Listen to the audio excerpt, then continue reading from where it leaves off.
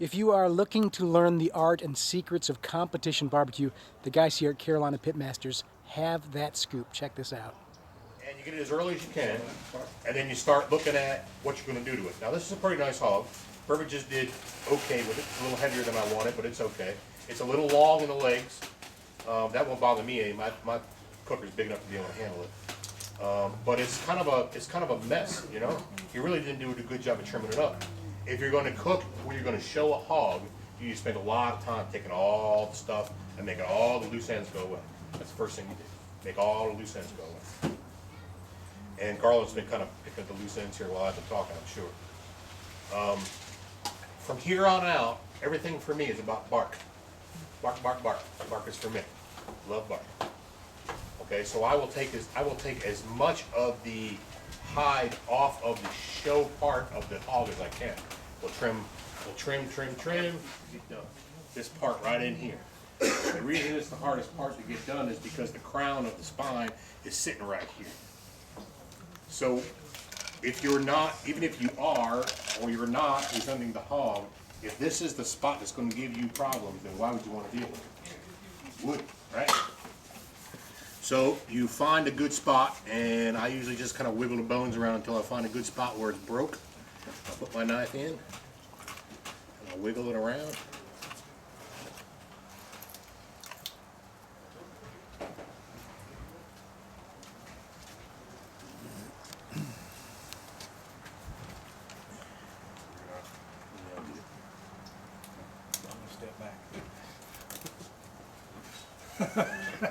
Oops, you look a little nervous over there. Go back. And then you kind of come in down here.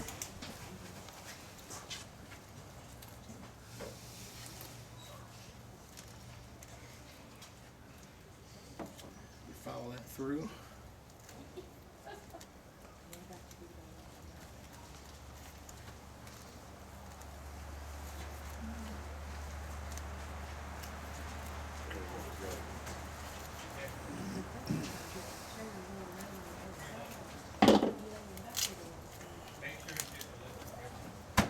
No more problem.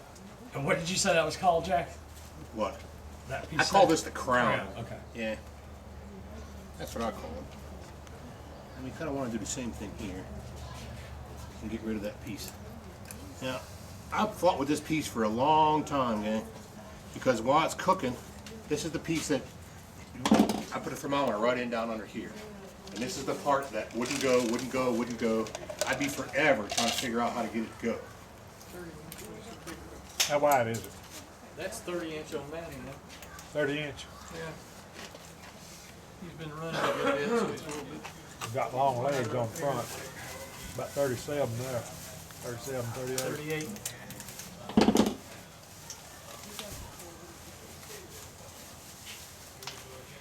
He's 38 inches. 30 and 38. Oh, this one. Well, y'all trust each other a lot, I guess. Is that spine? Just taking the loose ends off, no big deal. I always dig in here and get the spinal cord out because I don't like to eat spinal cord. I don't think anybody else does either. So I kind of take my time and get it all out of there.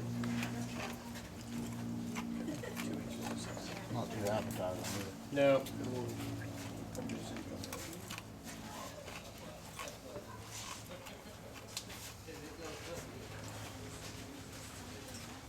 You recording this? Makes it a lot easier.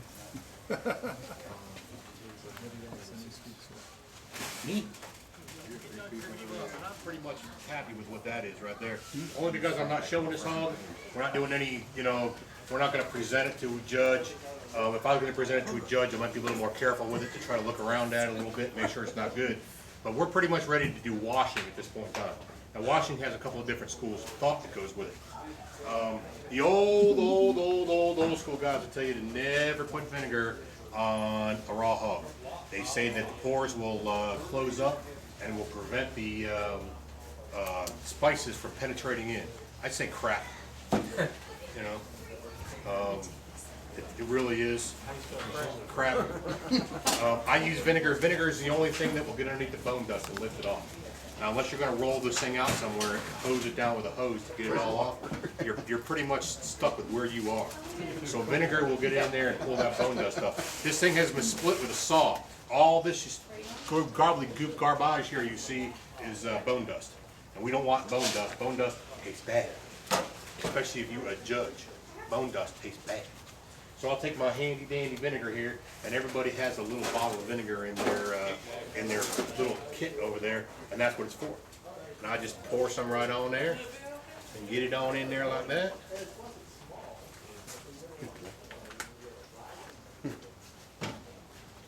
And then I take my rag and just wipe it off.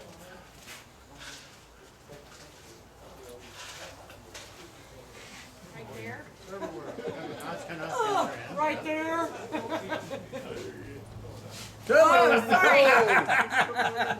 Try it again. It's a ham, not a balloon. It just goes in and fills it all the cavity. Walk off. It says it on ham. I was pointing at me now. If you'll see the size difference in between the hams on this side and the hams on that side. Yeah, this one's on steroids and that one. Yeah. This is definitely tops. I think they draw it like so. It'd be much more efficient if I had my glasses on.